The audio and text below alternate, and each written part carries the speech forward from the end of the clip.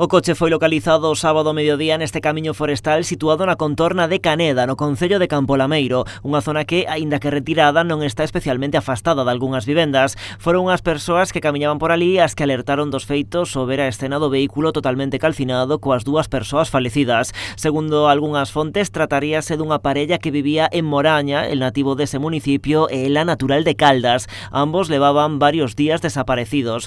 Con todo, fontes oficiais polo de agora evitan confirmar a súa identidade. Dende a subdelegación do Goberno en Pontevedra indican que o estado no que quedaron os corpos está dificultando os labores de identificación.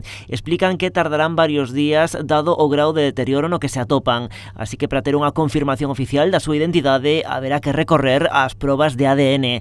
Esta mañá, pouco antes da chegada das cámaras de Canal Rías Baixas ao lugar dos feitos, unha unidade científica da Garda Civil traballaba na zona na recollida de algún indicio. Mentres a identificación dos corpos e a reconstrución do ocorrido continúa, non se descarta ningunha hipótese. Con todo, cada vez vai gañando máis forza a posibilidade de estarmos ante un caso de violencia machista, unha opción que cobraría peso se atendemos a como foran atopados os cadáveres, o da muller dentro do coche totalmente calcinado e o do home no exterior parcialmente queimado, segundo o relato de testemunhas da zona.